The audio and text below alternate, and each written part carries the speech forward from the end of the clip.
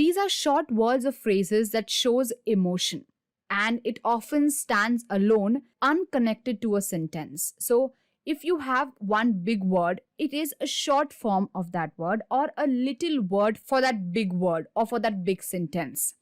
You can also describe it as short exclamations which are inserted in between of the sentences or before the sentence or after the sentence, and they usually don't have a grammatical connection, or it's not important to include those interjections in English language, but consciously or unconsciously we tend to use these interjections.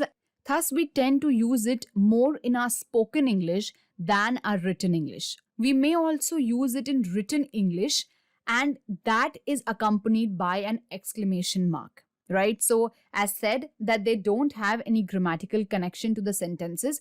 These are just used to convey an extreme emotion or to create an emphasis over what we are talking. So that is what interjections are used for. And it is also used as a substitution of your emotion or your expression. And when you're not able to use a particular word for it, or when you need time to process what you are thinking and how you want to put together a sentence, that is when you use an interjections. So I hope this is a quite brief understanding of what interjections are. Some examples here are, oh, hey, my God, well, ouch, mm, So all of these sounds, all of these small little words that we tend to use here and there in our English language while we are speaking to someone, that is what interjections. So this is a very small part of English grammar. It is not actually included in English grammar. As I said, it does not have any grammatical connection to the sentence, but it is important to understand that what these words are called, and that is nothing but an interjections. So you should also note that there are some interjections like and So these are basically sounds that people make when you're not really aware about what you need to say next, right? So when you need time to process, when you need time to think what you should say next, that is when you say So these are also called as hesitation devices. So here you hesist before saying anything, and that is why you fill that gap using these interjections. So like any other topic, interjections are also classified into two broad classifications. These are primary interjections and secondary interjections. Primary interjections are nothing but single words which are not derived from any other word class, or these are not used in any sentence constructions or in any syntactic constructions of sentences. So that is where we use these primary interjections. These are single words like oh, hey, stuff like these. So these are basically primary interjections. Secondary interjections are not these small words. These are pretty one or two worders which are used, which also belong to other word classes, but these are used as expressions. These are often exclamatory, and they tend to mix with other words and other greetings or other sentence constructions. So these are secondary interjections. Example like congratulations, hey, hi, oh my God, oh well. All of these are secondary interjections.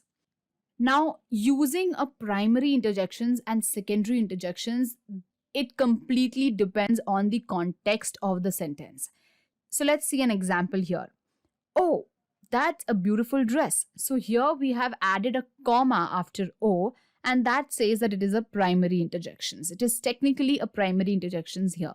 The second sentence is, oh my God, we have won.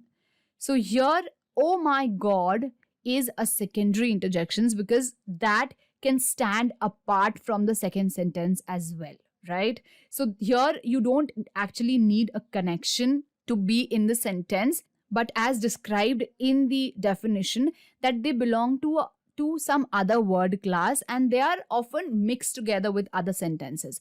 But this is not possible with a primary interjection.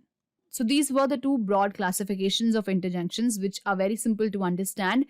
So an interjection for that matter can convey a lot of emotions like annoyance, dissatisfaction, panic, boredom, doubt, pleasure, disapproval, embarrassment, realization, joy, relief, pain, dismay, surprise, and a lot of emotions like that, right? So when you're using an exclamation mark before a sentence or after the interjection, that usually describes that is a strong interjection. And when you're using a comma or a full stop, that is like a mild interjection. Example, suppose you're saying, hey, exclamation mark, or damn, exclamation mark, really, question mark.